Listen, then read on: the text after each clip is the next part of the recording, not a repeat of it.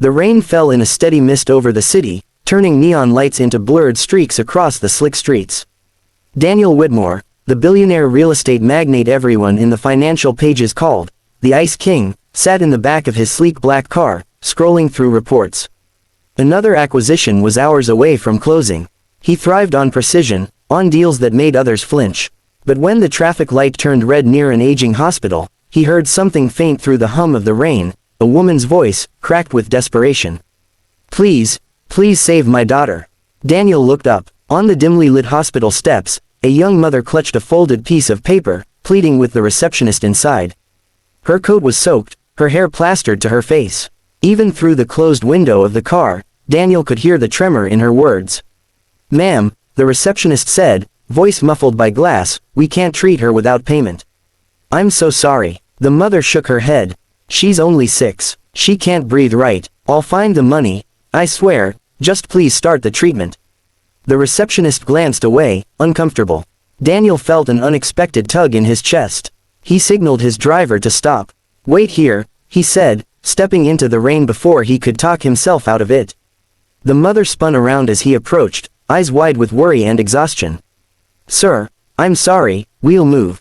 "What's wrong?" Daniel asked, his voice quieter than he expected. "My daughter, pneumonia. The doctor says she needs an expensive course of treatment right now or..." Her throat closed around the words. "I don't have insurance. I clean offices. I don't have." Daniel glanced inside the hospital. A nurse hovered behind the desk, avoiding eye contact. "What's the cost?" he asked. The mother blinked at him. Why do you care?" "What's the cost?" he repeated. 10,000 for the deposit." Her voice barely carried over the rain. "I don't even have 100. Daniel pulled out his phone and called his assistant, Elena. "Get the administrator of County General on the line, now," he said. Within minutes, the hospital administrator hurried to the lobby, his expression shifting from irritation to surprise when he recognized Daniel. "Mr. Whitmore, what an honor." "Admit the child," Daniel interrupted. "Full treatment, I'll cover everything." The administrator stammered a quick agreement and gestured for the receptionist to escort the mother inside. The mother stared at Daniel as though he were some apparition. I don't even know your name." "Daniel," he said simply. She swallowed hard. "I'm Grace. I can't ever repay." "Your daughter's name?" "Lily," she whispered, tears mixing with rain. "Then focus on Lily. That's all," Daniel said. Grace hesitated, then rushed inside with the nurse. Daniel stood alone in the lobby for a moment, the antiseptic smell of the hospital mixing with damp air. Something in him stirred. Memories of his own childhood, of nights spent in her waiting rooms when his mother, a waitress, struggled to afford even basic care. He'd buried those memories beneath skyscrapers and wealth. "You did good," a voice whispered in his mind. Yet he felt restless. He visited again the next morning. Grace sat beside a small bed where Lily slept, a tangle of IV tubes and blankets. Grace looked up, startled. "You came back. I wanted to see how she's doing." "She's stable," Grace said, eyes bright with gratitude and fatigue.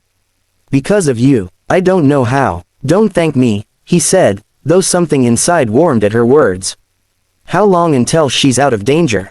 "The doctor says a week of treatment, maybe more." Daniel studied Grace. Her clothes were clean but worn, her hands rough from work. "Do you have anyone to help you?" "My parents are gone," she said quietly. "I clean offices at night and take care of Lily in the day." "It's hard," he nodded slowly. "I want to help with more than the bill. Tell me what you need most." She blinked.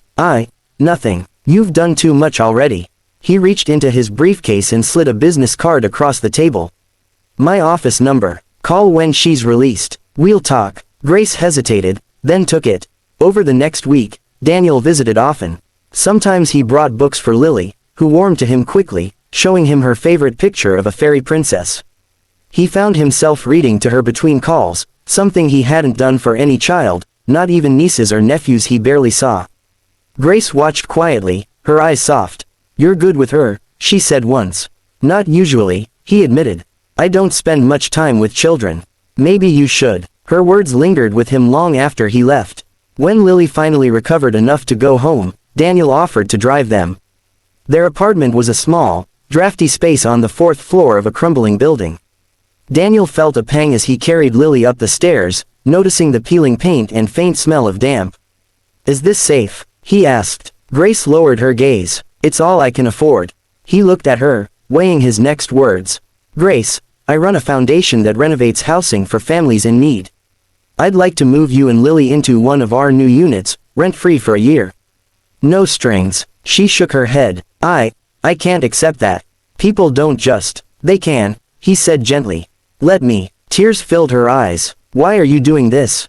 Daniel paused, the truth surfacing like something long buried. Because when I was Lily's age, my mother begged for help just like you did. A stranger paid for my surgery. I never even knew his name. I promised myself if I could ever be that stranger for someone else, I would. Grace covered her mouth, emotion breaking through. Thank you, she whispered. In the weeks that followed, Daniel arranged everything, a warm apartment with sunlight in every room, new clothes and school supplies for Lily, and a part-time day job for Grace at one of his office buildings with flexible hours. He visited often, not as a benefactor but as a friend. Lily would race to the door, her laughter echoing in the new halls. Grace began to smile more easily, her shoulders less burdened. One evening, as the three of them shared takeout on the balcony, Lily looked up at Daniel and said, "You're like my hero." Daniel felt a lump in his throat. "I'm just someone who cares," he said. Grace met his eyes, gratitude and something warmer passing between them. Daniel had closed countless deals in his life, but none had ever felt like this, a quiet fulfillment, richer than any fortune. Sometimes, the greatest return came not from profits, but from answering a simple plea in the rain, "Please save my daughter."